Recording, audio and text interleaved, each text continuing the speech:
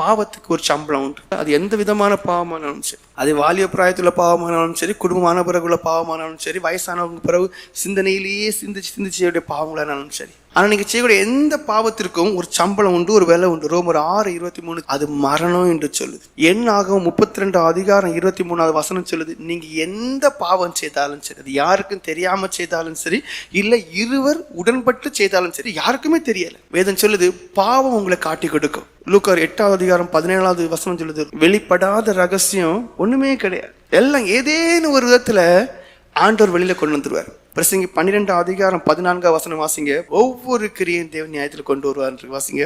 ஒவ்வொரு கிரியையும் அந்தரங்கமான ஒவ்வொரு காரியத்தையும் நன்மையானாலும் தீமையானாலும் தேவன் நியாயத்திலே கொண்டு வருவார். ஆண்டவர் சொல்றாரு, ஒவ்வொரு கிரியை அது தீமையானாலும் நன்மையானாலும் சரி, எனக்கு நியாயம் விசாரிக்கக்கூடிய ஒரு நாள் இருக்கு. அந்த நியாய தீர்ப்பு நாள் நான் என்ன தெரியுமா, எல்லாத்தையும் அப்படியே கொண்டு வந்துருவேன். எபிரேயர் 4:13 சொல்லுது, அவருடைய பார்வைக்கு மறைவானது ஒண்ணுமே கிடையாது, எல்லாமே நிர்வாணமா இருக்கு, வெளியரங்கமா இருக்கு, தெளிவா தெரியும். அப்ப அந்த தேவனுக்கு கீழே தான் நீங்க இருக்கிறீங்க. அதான் யோசேப்புக்கு பாவம் செய்யக்கூடிய சூழ்நிலை கிடைக்கும் போது சொன்னார், என் தேவனுக்கு விரோதமாய் பாவம் செய்வது எப்படி அப்படின்னு அர்த்தம் என்ன? அவருடைய கண்கள் எல்லா இடத்துலயும் இருக்கு, எல்லாம் பார்க்குது.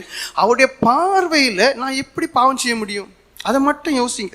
நீங்க என்ன நினைக்கிறீங்க? இருவர் உடன்பட்டாச்சு, சரி ஒன்னே இல்லை, ரூம் இருக்கு ஒன்னே இல்லை, அப்படி பார்க்காதுங்க. அதுலயும் ஒருவர் பார்த்து கொண்டு இருக்கிறாங்க. என்ன இருந்துச்சுன்னா போதும், பாவம் உங்களை விட்டு விலகி ஓடிடும். பாவம் செய்யாம இருக்க வழிதான் சொல்றேன், பாவம் உங்களை விட்டு விலகி ஓடிடும். அது உங்களுக்கு அருவருப்பா இருக்கும். நீதிமொழிகள் 15:3 சொல்லுது, அவர் எல்லாரையும் பார்க்கிற தேவன். எல்லாரையும் வாசிங்க. கர்த்தரின் கண்கள் எவ்விடத்திலும் இருந்து நல்லோரையும் தீயோரையும் நோக்கி பார்க்கிறது.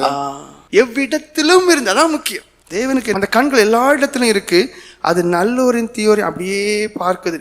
139 சங்கீதம் 11:12 வாசிப்பீர்களே ஆனால், இருளும் அவருக்கு இருள் கிடையாது. இருள் என்னை மூடிக்கொள்ளும் என்றாலும் இரவும் என்னை சுற்றி வெளிச்சமாயிருக்கும். உமக்கு மறைவாக இருளும் அந்தகாரப்படுத்தாது. இரவும் பகலை போல வெளிச்சமாயிருக்கும். உமக்கு இருளும் வெளிச்சமும் சரி. இது அறிஞ்சுதான் கலாத்தியர் நிருபம் 6:7 சொல்லுது, மோசம் போகாதுங்க, மோசம் போகாதிருங்கள். தேவன் தம்மை பரியாசம் பண்ண விட்டார். அவர் தண்டிக்காம விட போறதே கிடையாது. அவர் குருடு கிடையாது. அவர் யாரு கிடையாது? குருடு கிடையாது. கொஞ்சம் விட்டு பிடிப்பார். மனுஷன் எதை விதைக்கிறானோ அதையே அறுப்பான். மனுஷன் எதை விதைப்பானோ அதையே அறுப்பான். நீங்க பாவத்தை செய்துட்டு குளிச்சுட்டு சோப்பெல்லாம் போட்டு நீங்க நல்லா ஆயிட்டு ஃப்ரெஷ்ஷா செண்டெல்லாம் அடிச்சிடலாம், நல்ல துணியை போட்டுலாம், வெளியில வரும்போது ஒரு கள்ளத்தனமான சிரிப்பும் போட்டு நல்லவங்க போல வேஷபக்தி உள்ளவங்களா இருக்கலாம். ஆனா ஆண்டவர் சொல்லிட்டார், நீ விதைச்சிட்டா நீ அறுப்பா, நீ செய்துட்டா தண்டிக்கப்படுவா. உனக்கு முடிவு அழுகையும் பற்கடிப்பும் உள்ளதான இடம். உனக்கு முடிவு அந்தகாரம் தான்.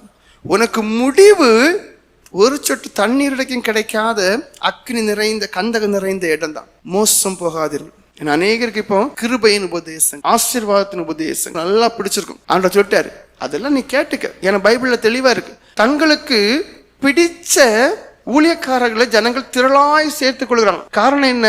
அந்த உபதேசங்கள் அவங்களுக்கு செவிகளுக்கு அழகா இருக்கு. என்ன பாவம் செய்தாலும் அது குத்தாது, கண்டிக்காது. என்ன பாவம் செய்தாலும் தேவனை ஆசீர்வதிக்கிறார். ஆனா அப்படிப்பட்ட தேவன் அல்ல உங்களுடைய தேவன். அப்படிப்பட்ட தேவனாயிருந்தா வேதாகமத்துல தாவீதுடைய பாவத்தை மறைச்சிருப்பார்.